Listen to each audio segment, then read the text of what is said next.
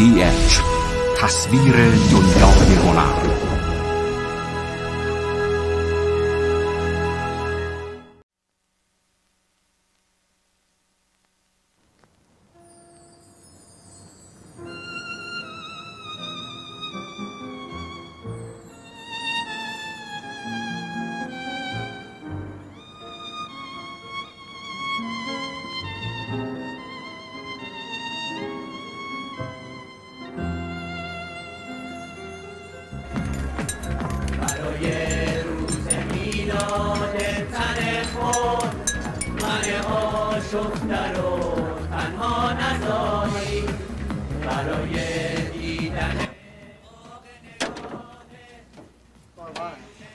خیلی خوش گذشت فرامرز جان، عالی بود، مرسی. زود دارید میرید، میموندید بیشتر خوش میگذشتا.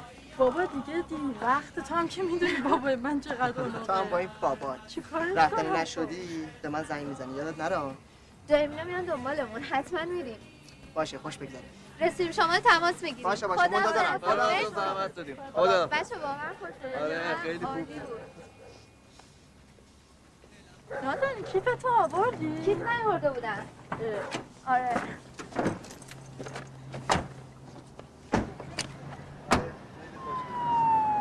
بچه‌ها گشت.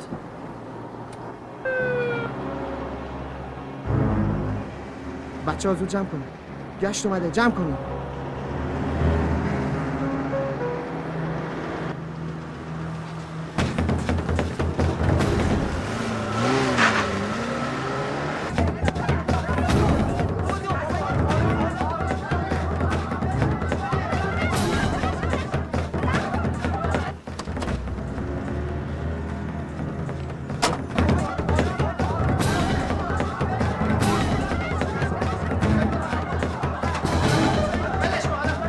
سلام علیکم. سلام علیکم، شب بخیر. صبح بخیر. خونه مال کیه؟ بله مال ماست، تولدمه. فرامرزی هستم. مردم گرفتاری دارن، زن، بچه، پیر. در سال یه شبه، همه دوست آشنا، قریبتون نیست، همه فک و فامیلن.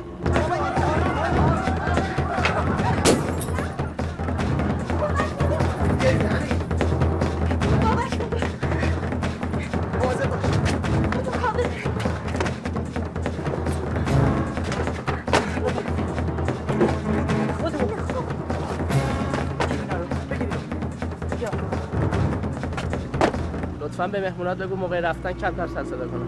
باشه حتما. خداحافظ. شب بخیر، خیلی ممنون. شب و روزت بخیر.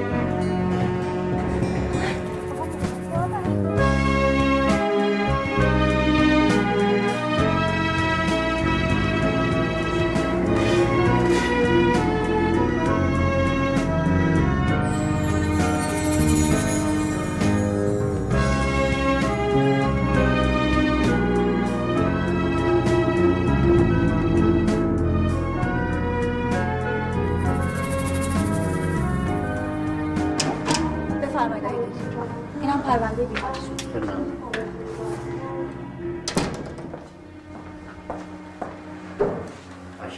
چی شده دکتر؟ نوام کجاست؟ عزیز جون. شما همسرشون هستین؟ نه برادرمه. دکتر با چی تصادف کرده؟ اون از ارتفاع پرت شده. متاسفانه وضع مناسبی هم نداره. دکتر الان در چه وضعیه؟ چند تا عمل روش انجام شده. ضربه‌ای که به جمجمه وارد شده آسیب وسیع به مغز رسونده. آقای دکتر، من باید نوه‌مو ببینم. چرا اونو به من نشونش نمیدی؟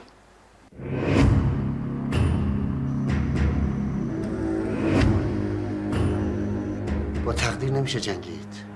شما آدمی با تجربه هستید. فکر میکنم لازمه با صراحت باهاتون صحبت کنم. خواهش میکنم دکتر، من طاقتش دارم. قلبش قبل از ایستادن میتونه ادامه زندگی جوان دیگه رو تضمین کنه. یعنی چی؟ منظورتون رو نمیفهمم. شما حتما در موردش شنیده اید. پیوند قلب. خدای من، یعنی هیچ راهی دیگه نمونده؟ متاسفم. خدایا، آبجیم دیگه طاقت اینو نداره.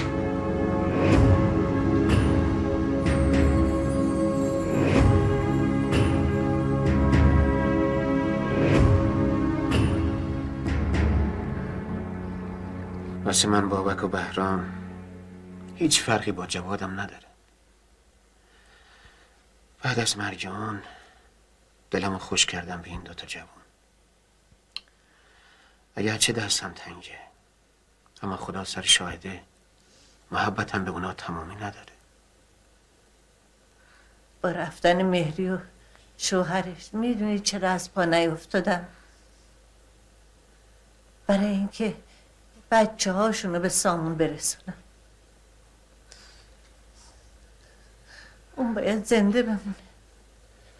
کار به ثانیه بنده خواهر من. خدایی نکرده پشیمونیش گریبانتو میگیره ها. بذار حالا که اون رفته اقلا قلبش تا مدت ها زنده.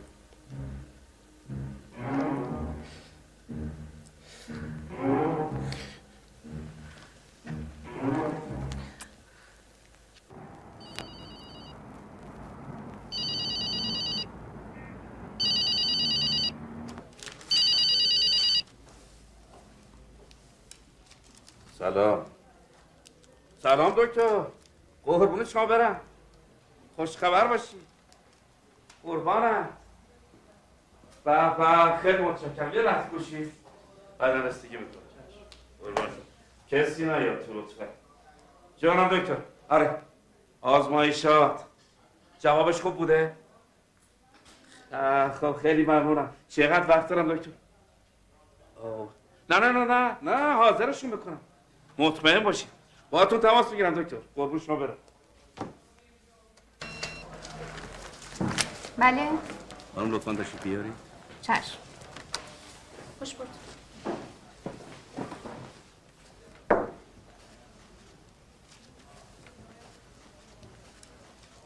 یه آمبولانس خبر میکنید سریع بره کرمزک دنبال مریم و مادرش. اونا رو میرسونه بیمارستان. بفرمایید. من از اینجا یه راست میرم وزارتخونه، از اونجا هم خودم میرم به بیمارستان. قرارهای منو کنسل کنید. بفرمایید. چشم ایشالله که خیره. الو آتیه. سلام. خوب گوش کن ببین چی میگم. تا چند لحظه دیگه یه دونه آمبولانس میرسه اونجا. خودتون مریم حاضر بشید. سریع خودتون میرسید بیمارستان. معطل نکنی ها. من منتظرم. ممنون. خداحافظ.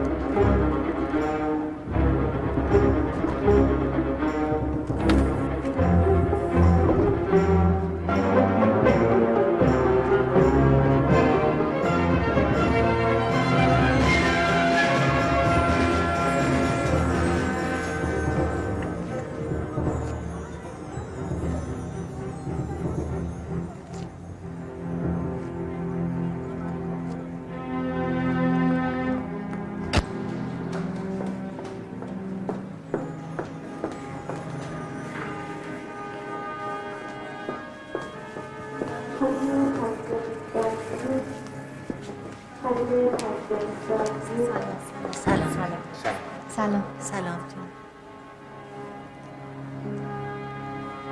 دستتو بگیر.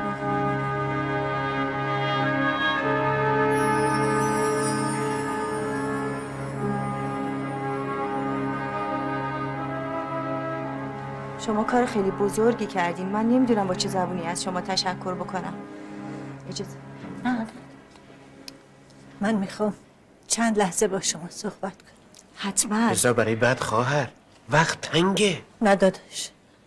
برای من خیلی مهمه. من باید با شما و همسرتون صحبت کنم.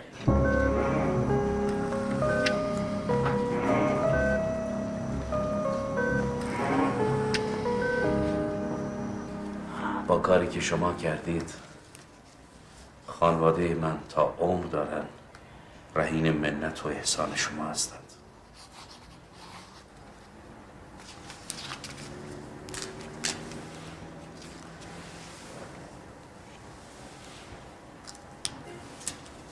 شاید گوشه ای از مشکلات شما رو حل بکنم. هر مبلغی که مرقوم بفرمایید بدید منت پرداخت میشه. مشکل من عزیز از دست رفتمه. اگر تقدیر این بوده که من فقط صدای قلبشو بشنوم حرفی ندارم. باشه. شما باید فقط این قولو بدید. اگه سرنوشت یاری کرد و دخترم زنده موند بهتون قول میدم که تا آخرین لحظه حیاتش امانت دار پیشکش شما باشه. هر چهارشنبه روز مرگ پسرم دلم میخواد صدای قلبشو بشنوم.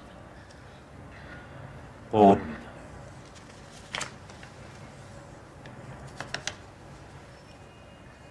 قول دادید.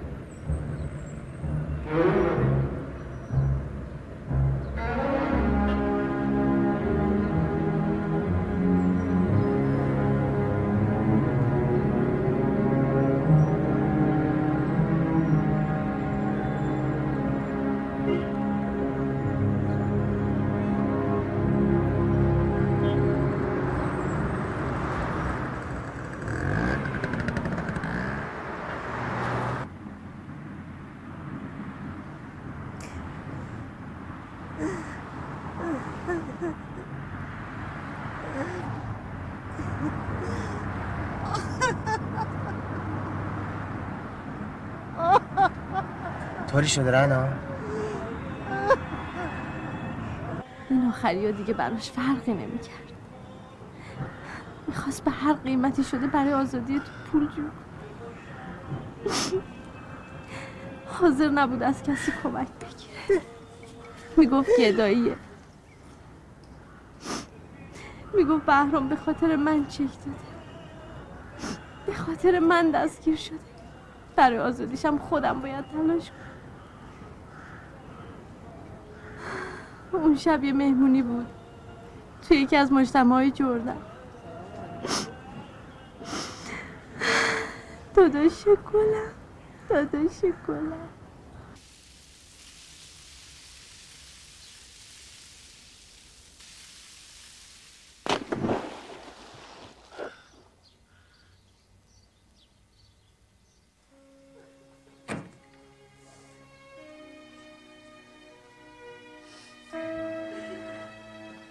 سلام دایی قربونت برم.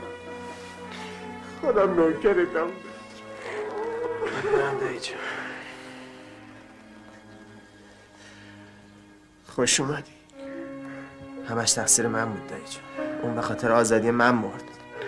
نه دایی جان، با تقدیر نمیشه. عزیز جون ببریم استراحت. عمرش بیشتر از این به دنیا نموند.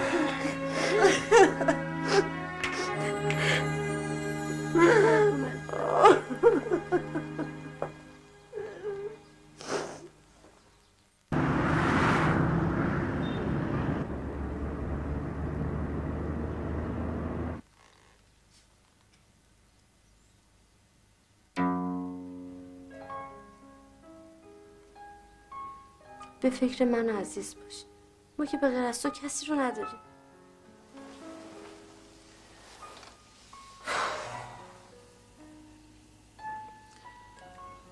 باورم نمیشه رهنا.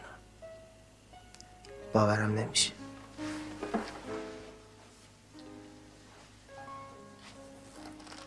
دیگه دل این شهر رو ندارم. میرم. آدماش،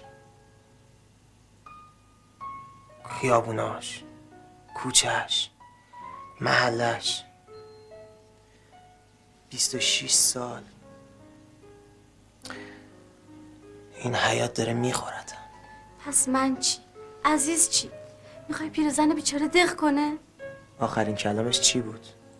با کی حرف زد؟ تو باید کار نیمه بابک رو تموم کنی. مرگ بابک، زندان رفتن تو، زجری که ما کشیدیم مگه به خاطر اون ترانه نبود؟ بدهی رو کی داد؟ چطور تونستی منو آزاد کنی؟ اون ترانه باید آماده شه و تو بخونیش. گفتی برای پرداخت بدهی اون شبا تو مهمونی کیبورد میزده. یه حساب به اسم خودش توی بانکی باز کرده بود. میخواست اون تکمیل چی که بتونه تو رو آزاد کنه. تو کدوم بانک؟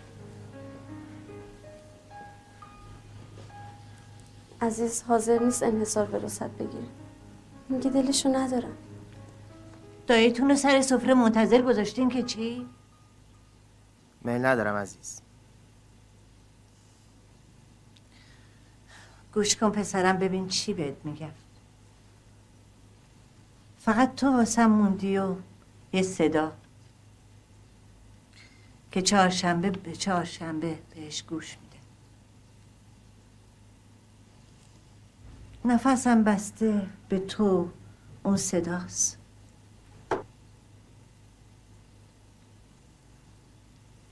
دلیل نفس کشیدن رو ازم نگیر.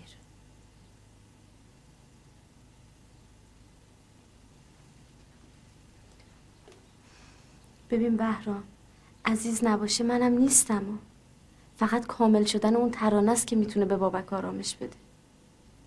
فکراتو بکن.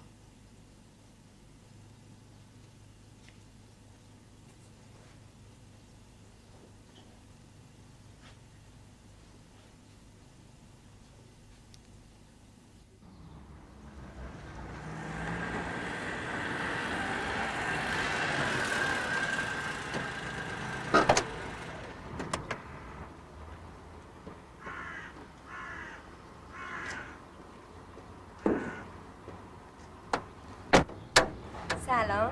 سلام، دیر کردی. خیابونا خیلی شلوغ بود. وای من چقدر این خونتون دوست دارم. دختر جون مگه قول نداده بودی که دیگه شیرینی نیاری؟ بابا به خدا بعد از دست تو شیرینی فروشی بزنی. عزیز گفته برادرت اومده. چشمت روشن. ممنون.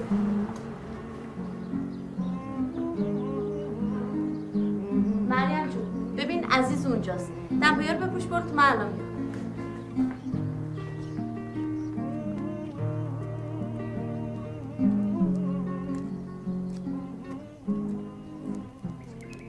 سلام عزیز. سلام عزیزم.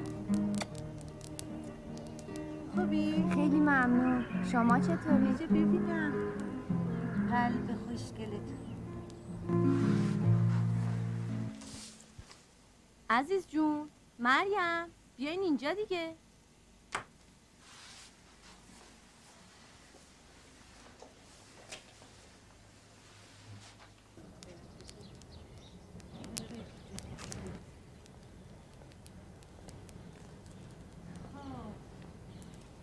بابا ماما حالشون چطوره؟ سلام میرسونه. سلامت باشن. از خواستگارت چه خبر؟ 2 روز پیش پدر مادرش اومده بودن خونمون. قراره امشب بله برون باشه. اصلا باورم نمیشه دارم مثل یه دختر معمولی ازدواج میکنم. این خوشبختی رو مدیون شما هستم. دیگه قرار نبود از این حرفا بزنی. خود داماد چی؟ اون نمیاد؟ داماد انگلیسه. حقوق سیاسی میخونه. دانشگاه آکسفورد. یعنی تو تا حالا اصلا ندیدیش؟ عکسشو چرا؟ بابام خیلی ازش تعریف میکنه.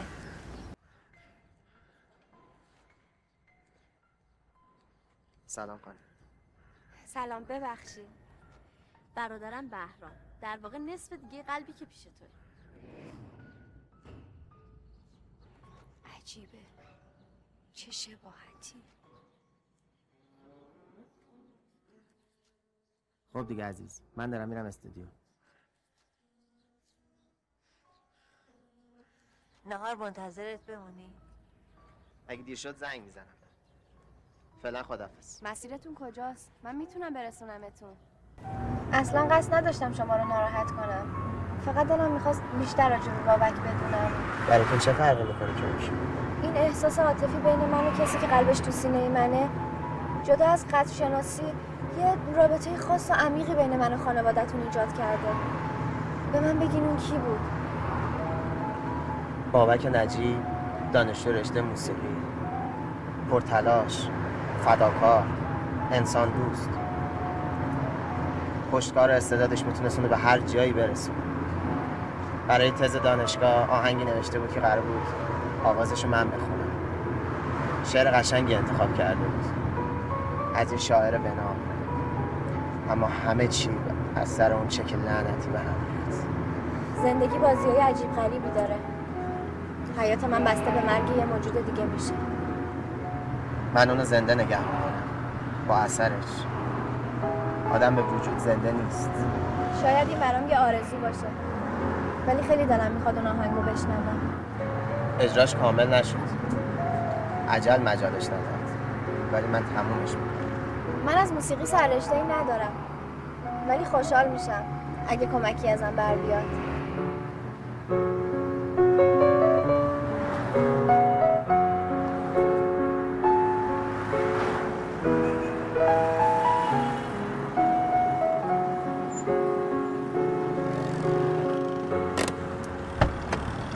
خوشحال میشم منو در جریان کارا بذاری. خیلی ممنون. حتما. شماره من. خداحافظ.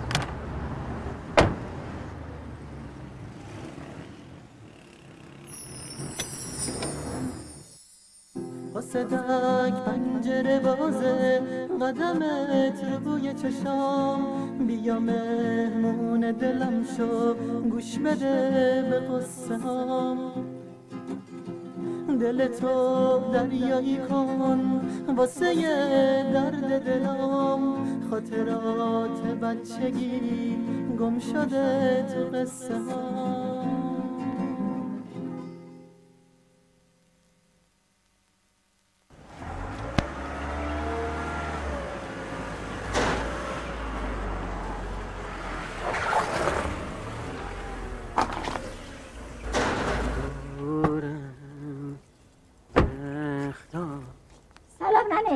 سلام خانومم.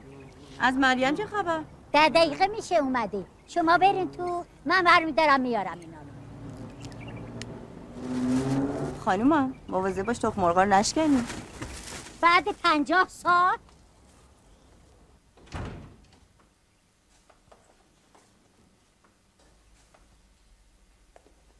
مریم دخترم. مریم. بله مامی اومدم.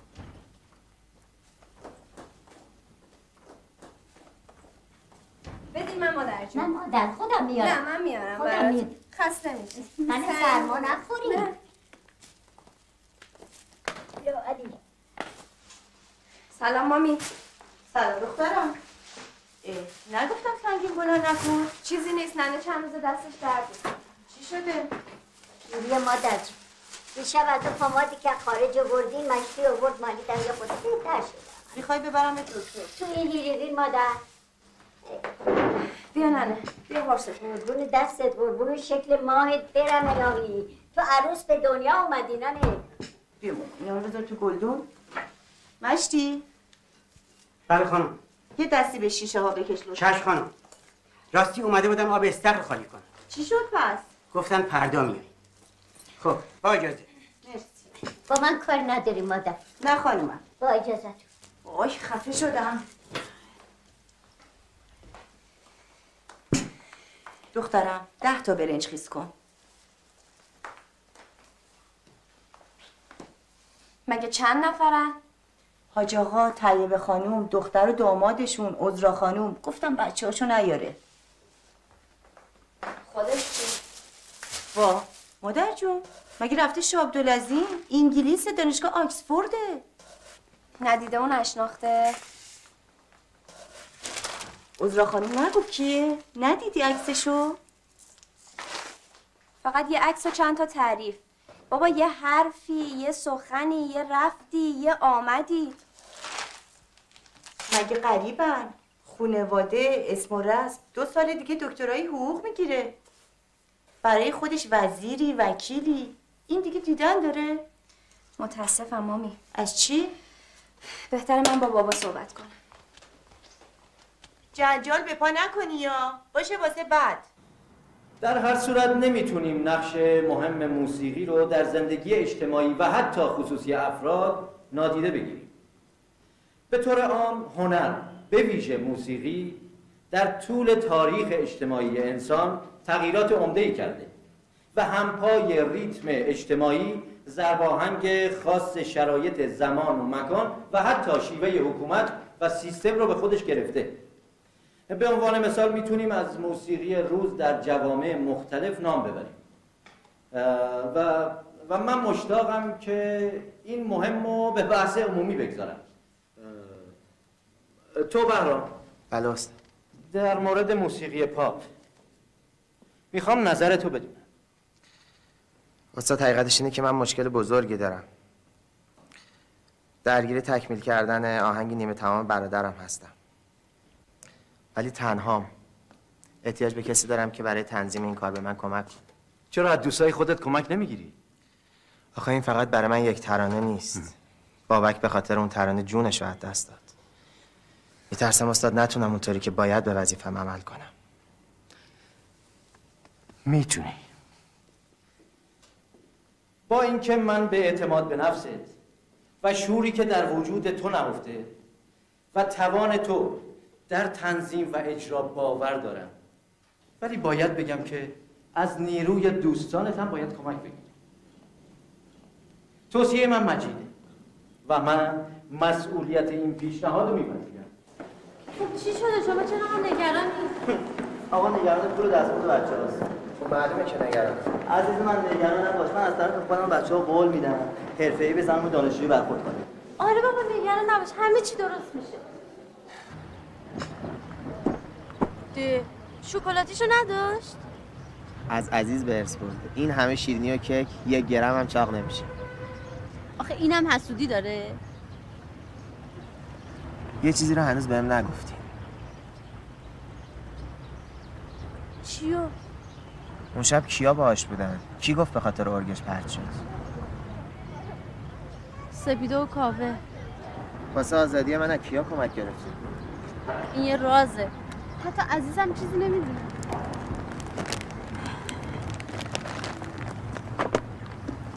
ولی من باید بدونم. قول دادم. فراموشش میکنم. مریم از پسنداز شخصیش داد. بعد از مرخصیش از بیمارستان خیلی در مورد تو سوال کرد. خب دیگه منم ناچار شدم. نباید میگرفتی. اصرار کرد. قرار شد بعد از آزادی تو بهش پس بدی. تو باید آزاد میشدی. عزیز خیلی ناراحت بود. اونو چی شد؟ پسمون دادن. عزیز کلی گریه و زاری کرد. گفت میخواد یادگاری نگهش داره.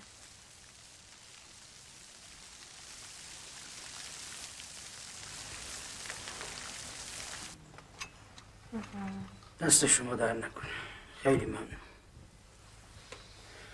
دستت درد نکنه دخترم.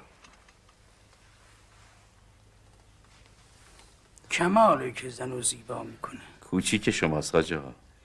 اصالت فریختگی خانواده دختر حتی اگر جمال درخشش نداشته باشه چشما رو خیره میکنه. الحمدلله مجموعاً در ایشون صادقه. نظر لطفتون حاج آقا، بنده نوازی میفرمایید. چیزی که به درد این زمان میخوره حقوق سیاسیه. چقدر بالایی. حاجی خانم مخالف بود. حقیر تا به دلتنگی نداشتم و مردد. اما حاج آقا همه علما توی هجرت ساخته داد. اشراف مرد به زندگی و خانواده اساسه. اما معلم واقعی بچه زنه. جوون حاج آقا دور از خانواده باید دلبستگی داشته باشه. محمدم تو رفتار و کردار شیعه واقعیه. هدف بیشتر مونس و همدمیست برای او. در کنار محمدم میتونی آینده پرباری داشته باشی. من قصدم ادامه تحصیله. سالها مشکل جسمی از دنیا دورم کرده بود. اگه خدا بخواد میخوام تا چند ماه دیگه کنکور بدم. دخترم انگلیس که وسایل تحصیل بیشتر مهیاست. من آمادگی غربت رو ندارم. نمیدونم این قلب امانتی تا کی میتونه دوام بیاره. مرگ و زندگی دست خداست مریم خانم. چهارشنبه هفته آینده از اعیاد مبارک است. توکل به خدا. مختصر چند تا بزرگتر محمدم رسما به من وکالت داده. انشاءالله که مبارکه.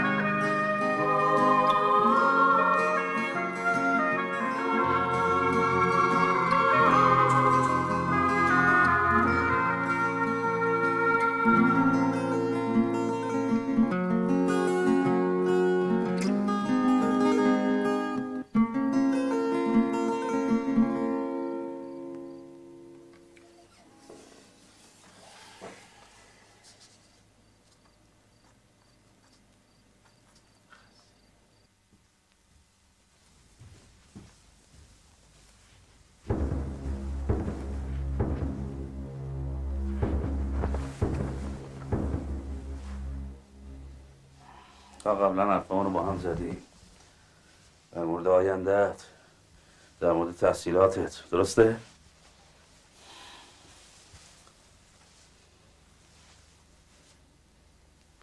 به من نگاه کن. آزارم نده پدر. من طاقتشو ندارم. سرم سنگینه. حس میکنم سینم گنجایش نفس کشیدن نداره. نفس کشیدن تنها دلیل زنده موندن نیست دختر. تو باید زندگی کنی، خانواده را بندازی، بچه دار بشی، شوهر کنی.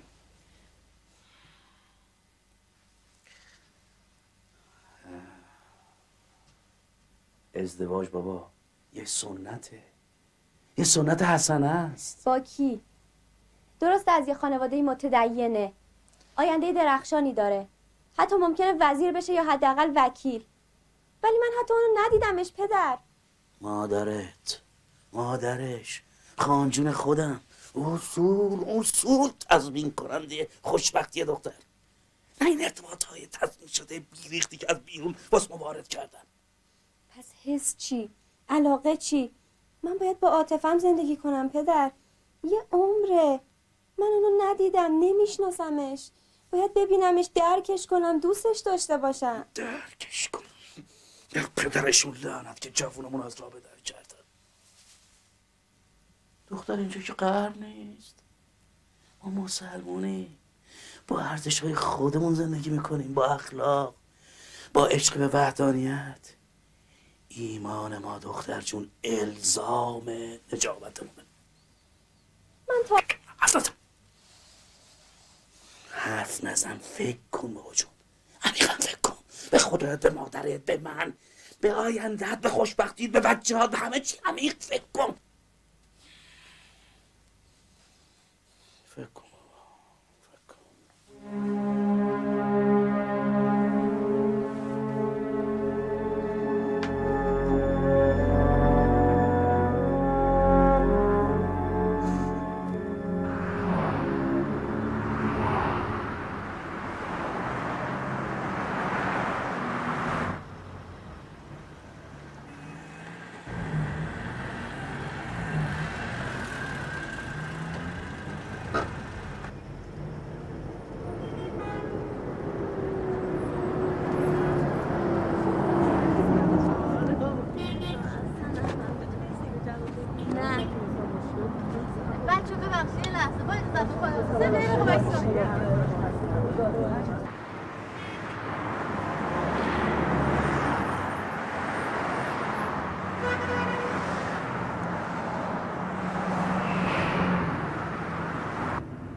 خیلی هم جدیه. میخوام ادامه تحصیل بدم. پس ازدواج چی میشه؟ تو قرن 21 یه مادر بی‌سواد چطوری میتونه بچهای تحصیل کرده تحویل جامعه بده؟ تو که دیپلمه ای. گذشت اون زمانا. یواش یواش دیگه داشتن دکترام یه شوخیه. خانواده‌ات چی؟ اصلا با آتینو موافقن؟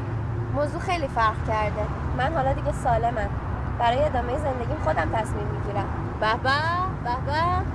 حرفای تازه‌ای از خانم میشنوی. من از دنیا بریده بودم. خانواده تو نه تنها جون بلکه زندگی به من داد. خوشحالم که اینو میشنوم. حالا چی میخوای بخونی؟ اصلا چه رشته تو فکرت هست؟ حس میکنم موسیقی به آدم روح میده. هنر. اینو جدی نمیگی؟ چرا؟ خیلی هم مصممم. ببین مریم خانم، برای قبول شدن توی رشته حداقل باید یه ساز بلد باشی. اونم نه دیلینگ دیلینگ به صورت مبتدی. برای همین اومدم سراغ رعنا. میخوام کمکم کنی. اما رشته من که طراحی صنعتیه. پس اون سازی که بعضی وقتا دستته چی؟ مگه مال خودت نیست؟ مال بهرامه. خیلی بد شد. البته اگه قبول کنه بهترین کسه ها. کی؟ بهرام. ولی من فکر نمی کنم وقتشو داشته باشه.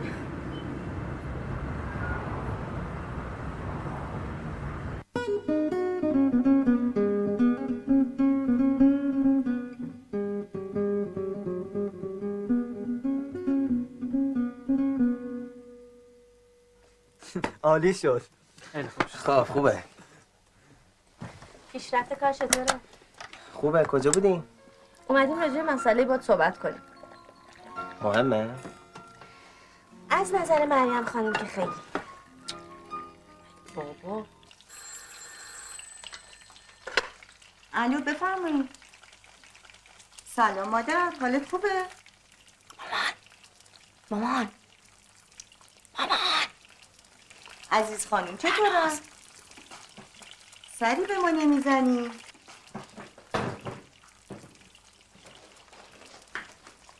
گوشی قطع نکنی، با من کار داره. از بالا برمیدم. دلمون برای تنگ شده. قربونت. آقا هم خوبه، سلام دارم.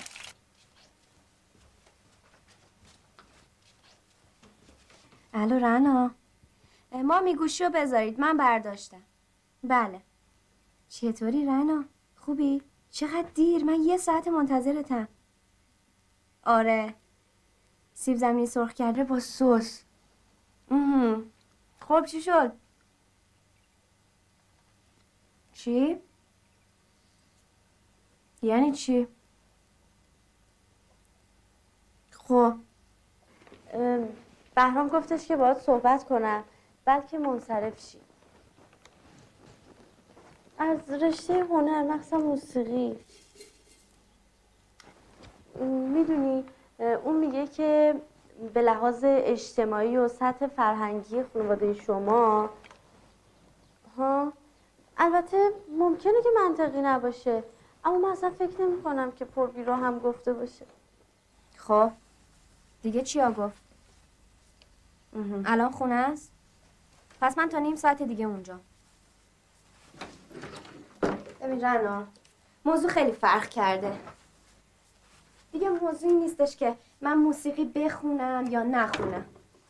این یه توهین به من و پدر مادرم. ببین تو گوش بده، چرا از کوره در میری؟ خب اون معتقده با این طرز فکری که بابات داره اجازه نمیده. ای بابا ببین تو گوش کن. الو بهرام داره اشتباه میکنه. من تا نیم ساعت دیگه اونجام.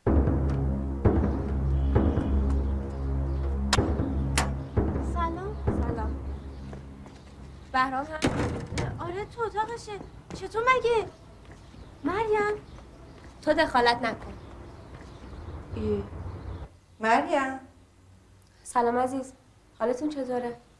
من خوبم، تو چطوری؟ خوبم، خیلی ممنون. ببخشید. رنا چی شده؟ سلام. سلام، خوش آمدین. من باید با شما صحبت کنم. در مورد چی؟ شما به من و خانواده‌ام توهین کردین. من نه اصلا. اجازه بدید حرفمو بزنم. خیلی خوب خیلی خوب. فقط یه کمی آروم باشین.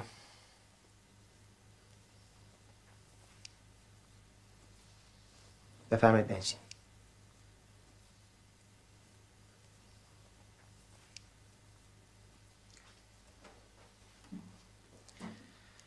درس اول گیتار رو به این شکل بعد تو بغل گرفت. من قصدم از اومدن اینجا وادار کردن شما برای تدریس نیست.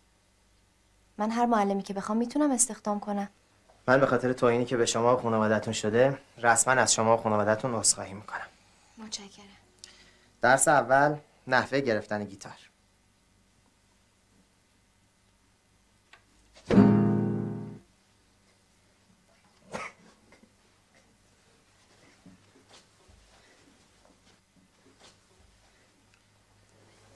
میخوام یکی از کارهای بابک رو براتون اجرا کنم.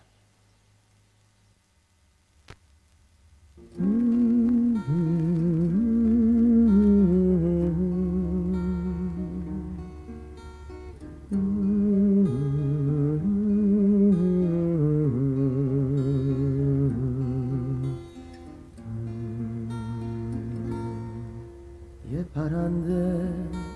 پرنده از تو صحرا، از رو دریا، از توی دشتای زیبا اومده نشسته اینجا، از توی دشتای زیبا اومده نشسته اینجا، لبه پنجره ما.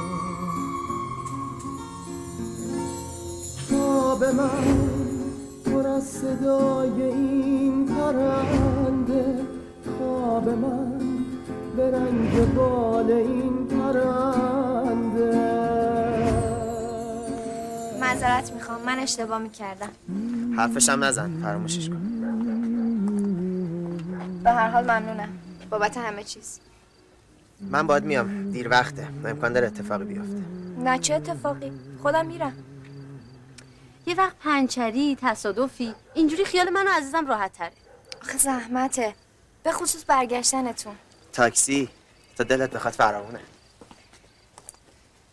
خب رنا جون، خیلی زحمت دادم. خداحافظ. خواهش میکنم، خداحافظ.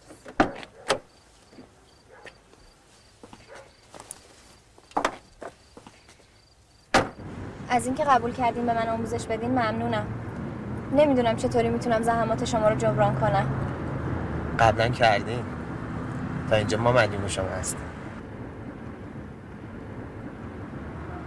اون بدهی پرداخت میشه در اولین فرصت. قرار نبود در مورد این قضیه با کسی صحبت کنه. ازش دلگیر شدم. من برادرشم، همونی که کمک شما باعث آزادی شد. من زندگیمو مدیونه. این دو مطلب اصلا ربطی به هم نداره. بعد از آماده شدن ترانه که باید تکمیل بشه حتما ترتیب میدم که در اسرع وقت بدهیمون رو بهتون پرداخت. انتظار صمیمیت بیشتری داشتم. در مورد موسیقی حتما با پدرت صحبت کن. تنها شرط من رضایت ایشونه. اطمینان داشته باش. در صورت موافقت ایشون میتونی از فردا با رهنا بیای استودیو. باید با بچه ها آشنا شی، باید فضا رو بشناسی.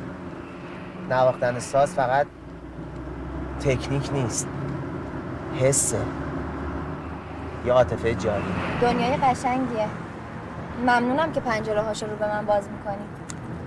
اگه خانوادت موافقت کنه.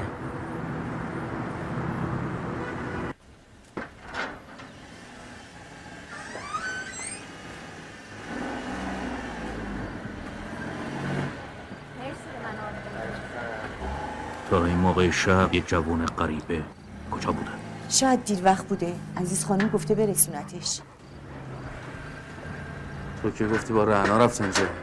ساعت 5:30 بود زنگ زد. فکر کردم با هم رفتن جایی.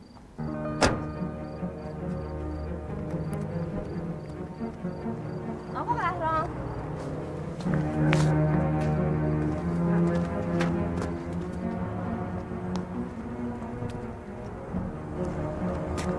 بهرام. آقا بهرام. اینجوری که نمیشه. بیاین توی چای شربتی با پدرم آشنا شید. مامیم خیلی دلش میخواد شما رو ببینه. دیر وقته.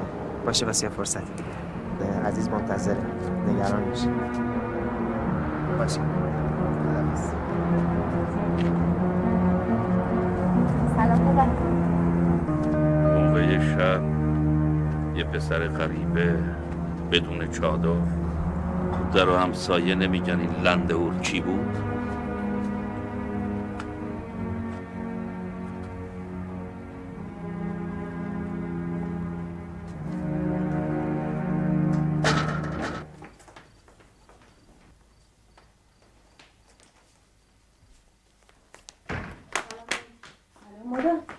دلم هزار رو رفت. چرا تلفنت خاموش؟ یادم رفته بود روشنش کنم. شام خوردی؟ سر جات کارت دارم. خونه عزیز بوده. یادش رفته. شما دخالت نکنید خانم.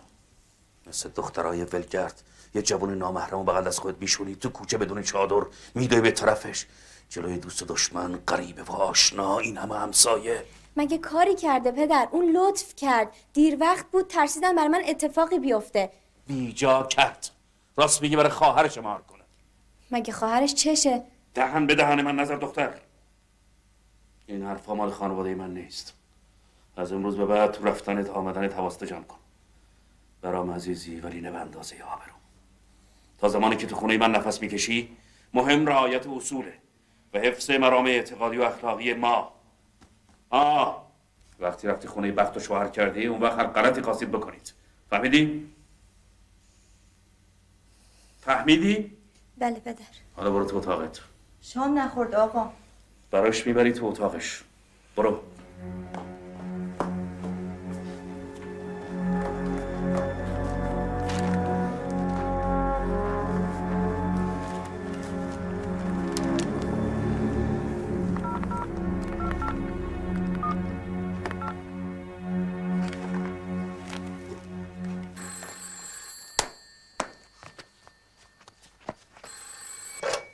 بله. سلام آقای فرهمند. حال شما چطوره؟ خانمتون خوبه؟ نه مگه هنوز نرسیدن؟ بهرام اومد مریم برسونه. ببخشید صدای در اومد. فکر میکنم رسید. یه لحظه گوشی حضورتون. سلام. سلام. آقای فرهمند پای تلفن باهات کار داره. آقای فرهمند؟ اتفاقی افتاده؟ نه چطور مگه؟ ناراحته؟ شاید به خاطر اینکه نرفتم پیششون. اما صداش عصبیه ها. عصبی؟ الو سلام.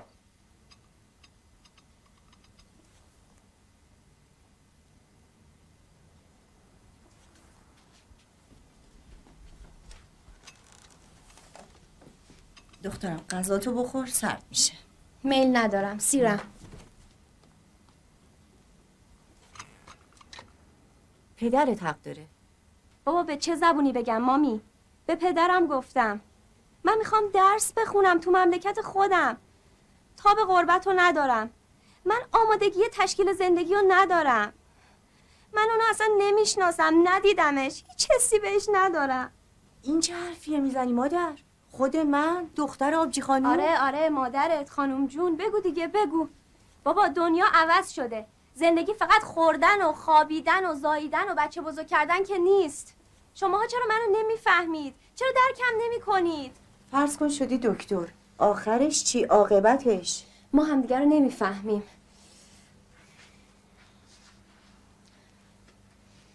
ساعت 8 مادر، قرصتو بخور. هیجان، اندوه، یادت نیست دکتر چی گفت؟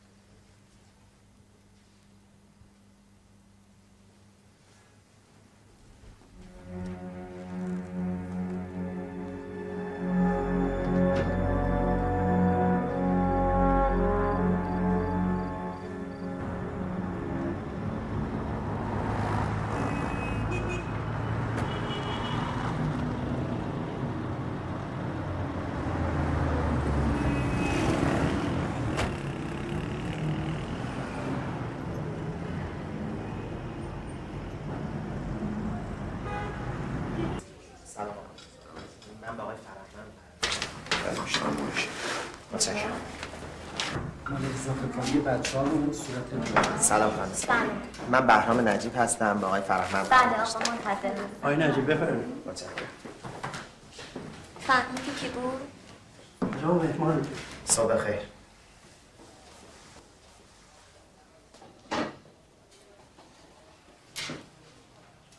من تا روزی که زندم خودم و مرهون خانواده شما میدونم. محبت و مهربونی که سرکار خانواده شما در حق ما کردن هیچ غیبتی روش نمیشه گذاشت. ولی خب زندگی و گرفتاریاش. اصول این چک میتونه بخشی از گرفتاریای شما رو حل کنه. شایدم آرامشی به زندگی بیرنگ ما بخشید. که امیدوارم اینجور بشه.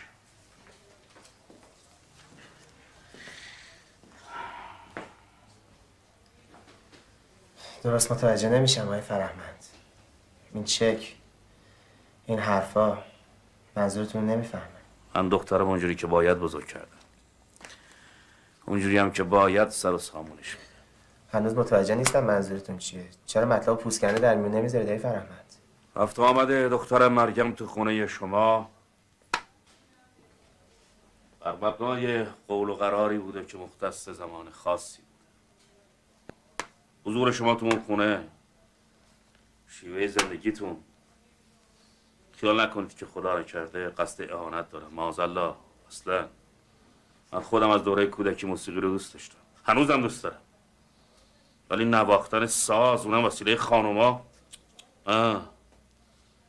این دیگه میدونیه که من حاضر نیستم دخترم حتی یک قدم توش بگذاره. اون باید شوهر کنه، یه شوهر با قد و قواره خانواده‌اش که مایی. بزرگون گفتن، اصولیش رو هم گفتن، کبوتر با کبوتر، باز با باز. سلام علیکم.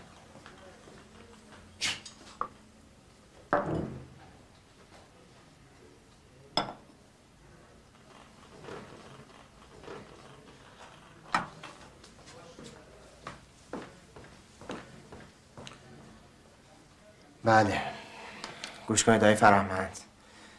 من نه کاری با دخترتون دارم، نه قصدی برای ازدواج و نه طرحی برای ثروتتون. مبلغی که دخترتون برای آزادی من از زندان داده در اولین فرصت بهش برمیگرده. پس شما زندانم بودید؟ فکر میکردم در جریانید. پولش مهم نیست اصلا.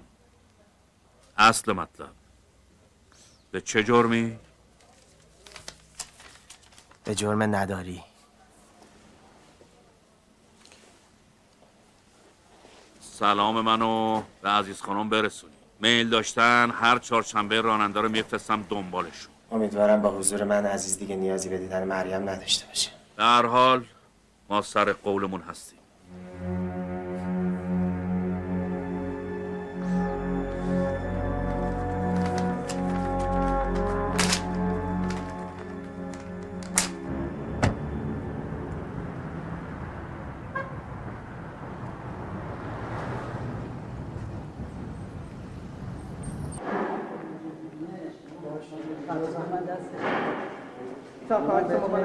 کلاس های موسیقی کجاست؟ کلاس موسیقی همینجاست. سلام مریم، اینجا چی کار میکنی؟ دنبال بهرام میگردم. هنوز نیومده. منم خیلی نگرانشم. خب مگه با هم نبودین اتفاقی افتاده؟ مگه تو نمیدونی دیشب بابا زنگ زد گفت که امروز بره دفتر باش کار داره. خداحافظ. کجا میری؟ بهت زنگ میزنم. رنا تو برو من بعدم میام کار دارم.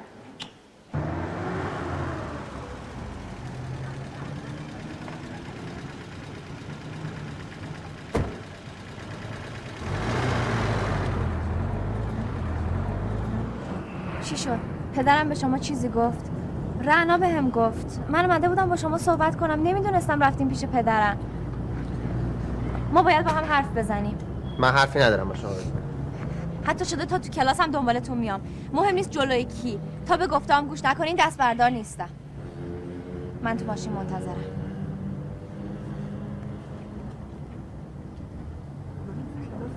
من خودم می‌سفر بهرام طوری شده؟ خودم اینجا بودم بزنم. نه.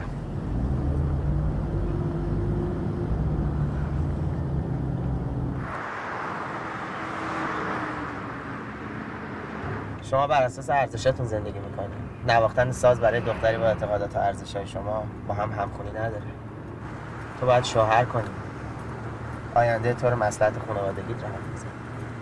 اینا همش یه مو شعار تو خالی بود. من گفته‌های پدرتون رو باز می‌کردم. اما من پدرم نیستم. روش زندگی به خودم مربوطه. ولی اصول خانوادگیتون چیز دیگه ای رو میگه.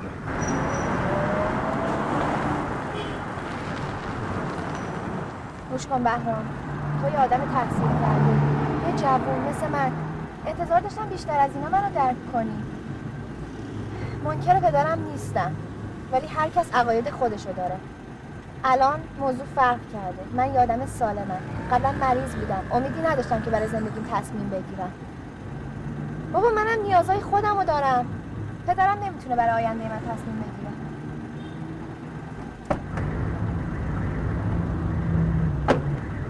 اینا رو به پدرت بگو.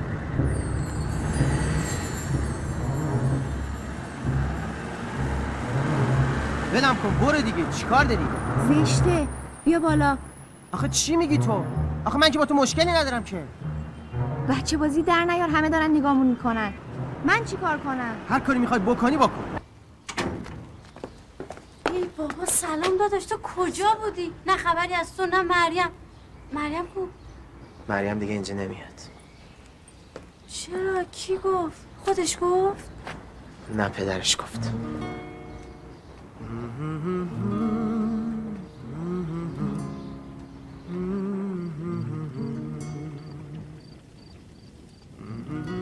چرا چیزی نمیگی؟ با من حرف بزن، سبک بشی.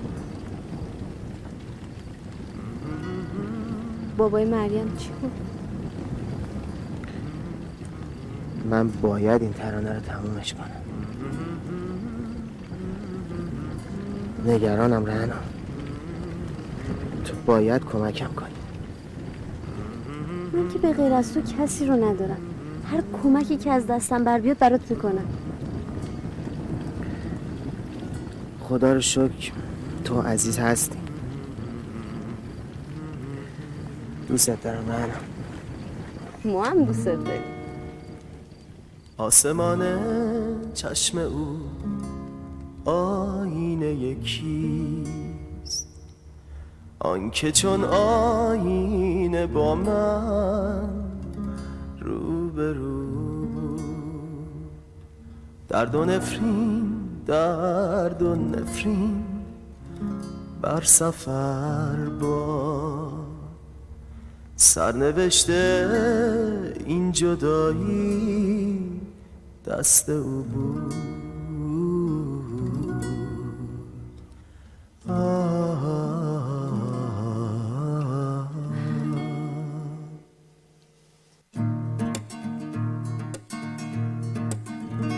گریه نکن که سرنوشت گر مرا از تو جدا کرد، عاقبت دلهای ما با غم هم آشنا کرد، با غم هم آشنا کرد. چهره اش آینه یکیست، آنکه با من رو روبرو بود، درد و نفرین بر سفر این گناه از دست او بود، این گناه از دست او بود. ای شکست خاطر من، روزگارت شادمان باد. ای درخت پرگل من، نوبهارت ارغوان باد. ای دلت خورشید خندان، سینه تاریک من سنگ قبر آرزو بود، سنگ قبر آرزو بود، سنگ قبر آرزو بود.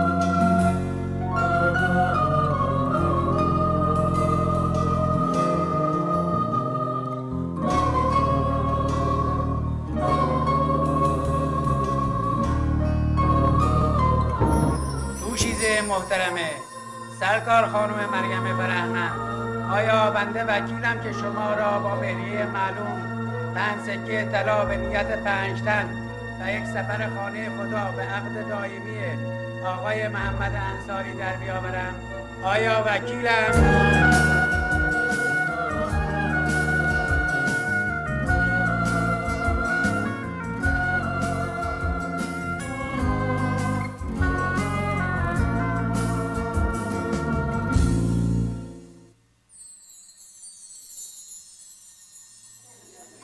وکیلم هنوز رفته گل بچینه.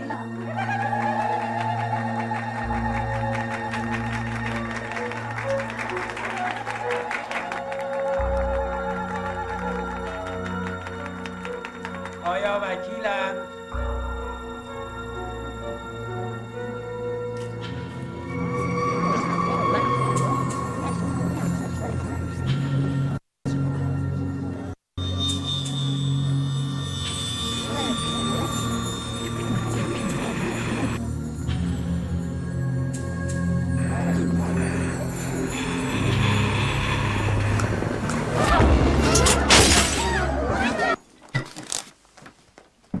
بهرام جان آماده باشی امشب تمام میشه. میخونمش اگر که نرسیدیم میذاریم برای فردا.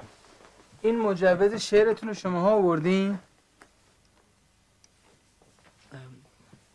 استاد دنبالشه، فردا حاضره. ما هم میذاریم مثلا همون فردا. اتفاقا استودیو 7 به بعد خالیه. مالشون چطور شده دکتر؟ مهمی نیست، خیالتون راحت بشه. چی شده دکتر؟ حالش خوب نیست؟ آقای دکتر اصلا خبر کنید. همیشه من شانس بودم اونم توی همچین شبی. من خواهش میکنم یه گوشه بگی بشی ببینم چه خاکی بتونم بزنم بدونم. اینو ببرینش. آروم باش بفرمایید. دکتر خواهش میکنم اگه چیز مهمیه به من بگی. فعلا چند تا آزمایش کردیم. جوابش که اومد خبرتون میکنه. تا آقای دکتر مشخص میشه.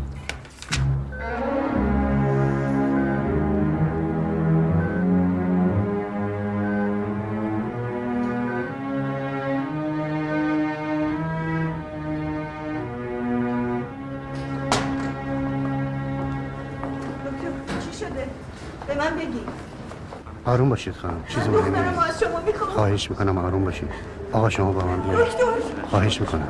خانم خواهش میکنم چند لحظه اینجا باشید. ما رو تنها بذارید. بفرمایید. متشکرم. من نمیدونم چی گذشته. از نظر علمی پس زدن قلب برای من قابل توجیه نیست. مریم شرایط نرمالی نداره. اون عصبی به نظر میرسه. فکر میکنم اتفاقی افتاده. حدسم اینه که اون به موقع داروهاشو مصرف نکرده. چه اتفاقی افتاده؟ مشکل چیه آقای فرهمند؟ اگه لازم باشه میفرستمش خارج. مشکل شیوه درمانی یا ایراد جراحی نیست آقای فرهمند. روابط خانوادگی، ارتباط عاطفی، به نظر میرسه ناامیدی و افسردگی همه وجودش گرفته. باید بهش امید داد. باید بخواد که زنده بمونه.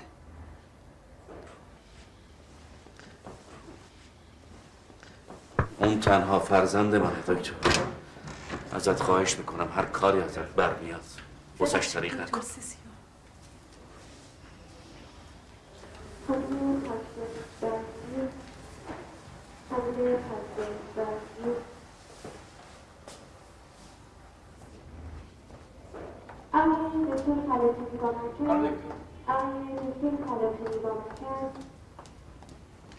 این گل از طرف محمدمه.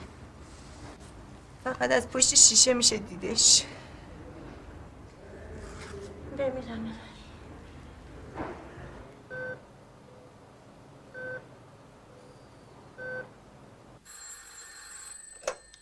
بله. سلام آقای فرهمند. نه نیستش، با دوستاش رفته بیرون. خواهش میکنم خداحافظ.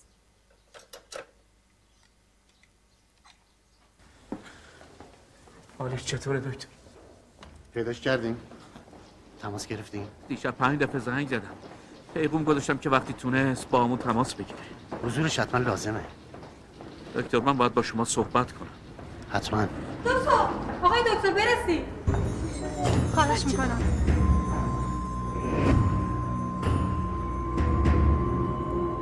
نه کار نکن.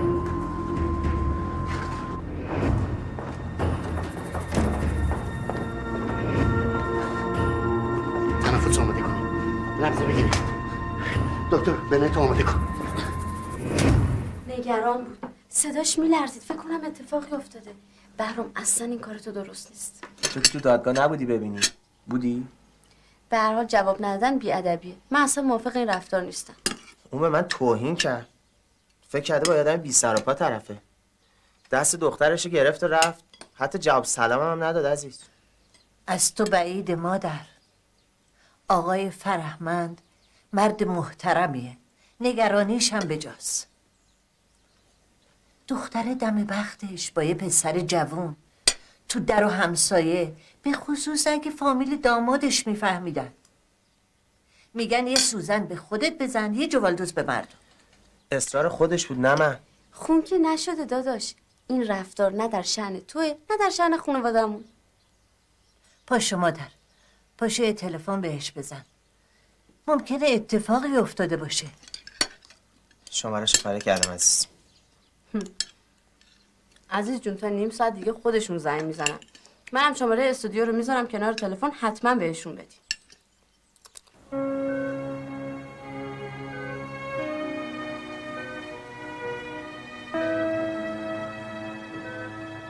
دکتر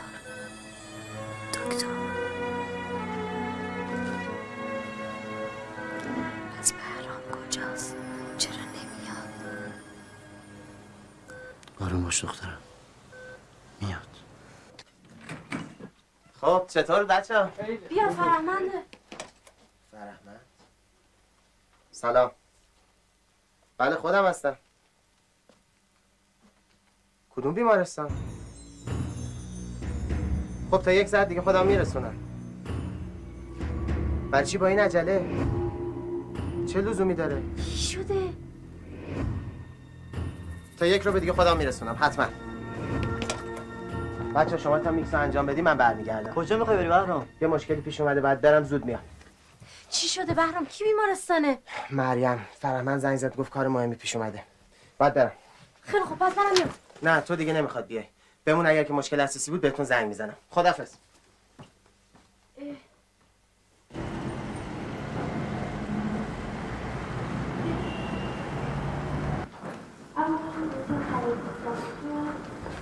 سلام خانم. سلام. ببخشید با آقای فرهمند قرار داشتم، پدر مریم فرهمند، برای ملاقاتشون اومدم. بله تو اتاق دکتر اصلانی هستم. متشکرم.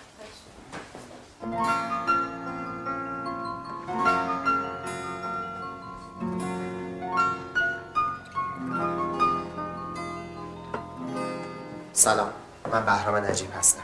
چرا دیر؟ خبر نداشتم یک چنین مشکلی به وجود اومده، وگرنه زودتر می‌اومدم. مشکل مریم روی عاطفیه. فقط به همین دلیل خواستم که تو یک ملاقاتی باش داشته باشی. من هر کمکی از دستم بر بیاد براتون انجام میدم.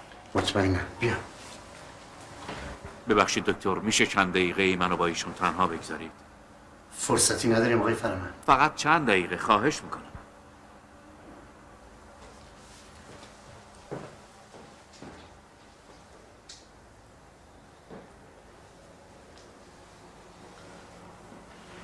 گفتم هر کمکی بخواین بهتون میکنم.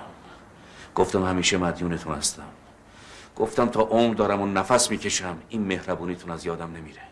گفتم تک تک خانواده‌تون هر چی ازم بخوان دریغ نمیکنم. نگفتم؟ درسته گفتید. 2 هفته است که دختر من داروهاشو نخورده. درسته که دانشجوی موسیقی هستی، ولی ناسلامتی سوادی، فرهنگی. باورم نمیشه که از عواقب این کارش بیخبر بودید. آیه فرهمند، نیمه اونقدر تو سینه منه. تپش اون قلب دختر شما رو زنده نگه داشته، ولی برای من، مادر بزرگم و خواهرم تجسمی از برادرمه. اگر دختر شما داروهای خودشو به موقع مصرف نکرده یا خواسته هر بلایی سر خودش بیاره، ما از این قضیه بیخبریم. ما اطلاعی نداشتیم از این موضوع. تو با وسوسه های خودت و خواهرت، کوتاهی من و همسرم، شاید همه اینا باعث شده که دختر بیچارم در چنین شرایطی قرار بگیره. اگه دختر من بمیره، سعی خودتو بکن، بهش امیدواری بده، امیدواری زندگی کردن.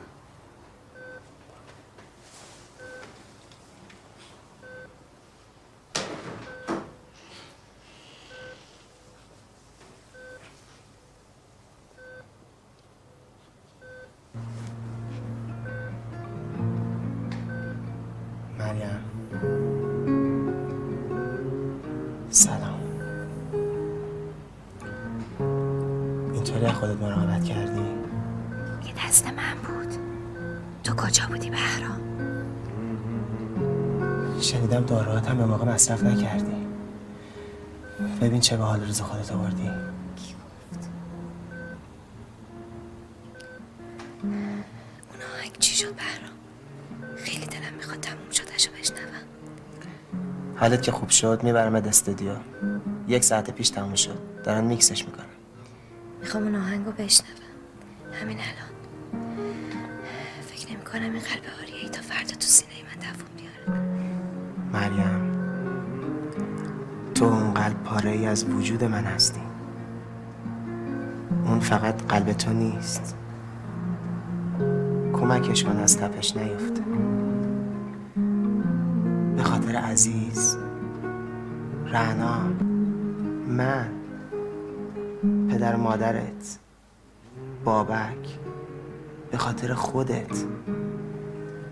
بهرام، من میخوام اون آهنگو بشنوم. تلفن کن بیارنش. اینجا؟ اونم تو بیمارستان؟ بهرام،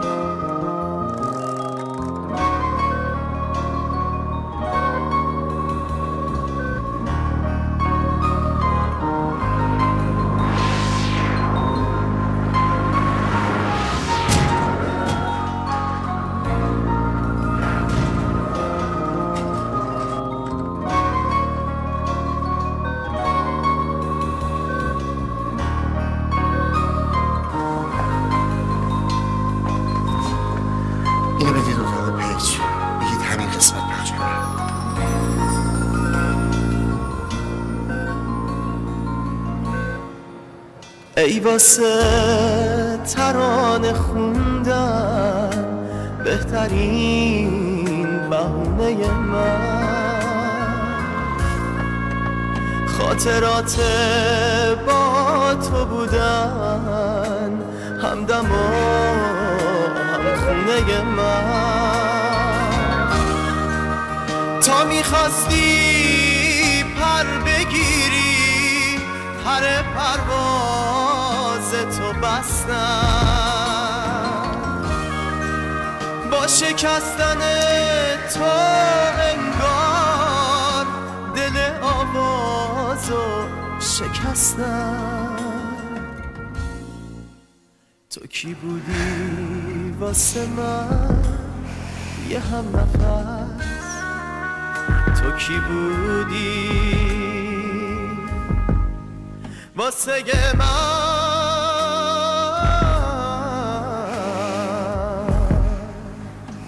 همه کس.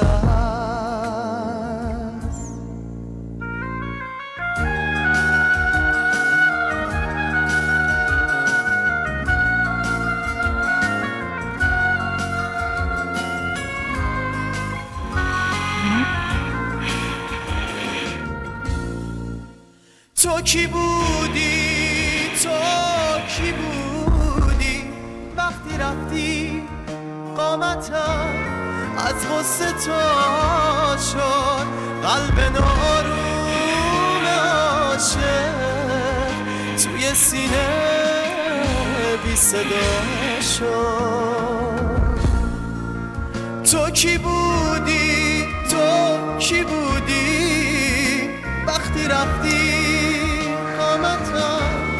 از غصه تا شد، قلب ناآروم عاشق توی سینه بی صدا شد. تو کی بودی واسه من یه هم نفس، تو کی بودی دکتر مریم واسه من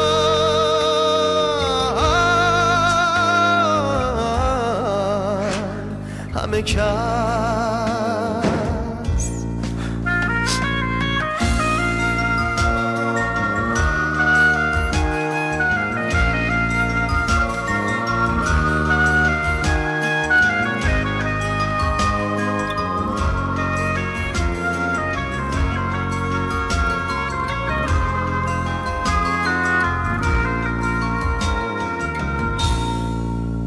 ای واسه ترانه خوندن بهترین بهونه من،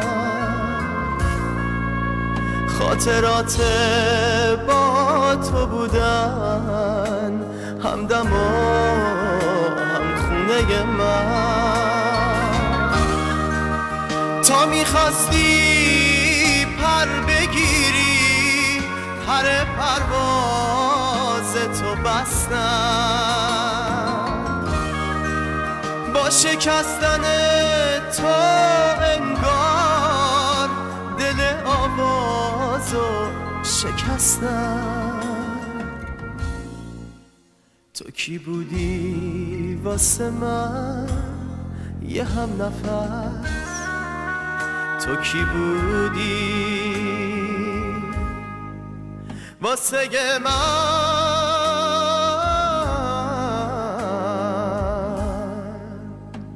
همه کس.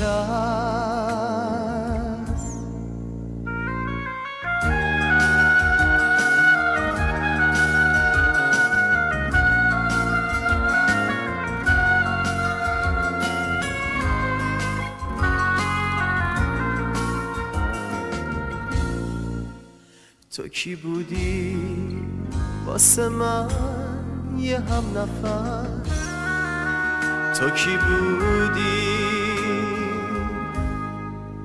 واسه من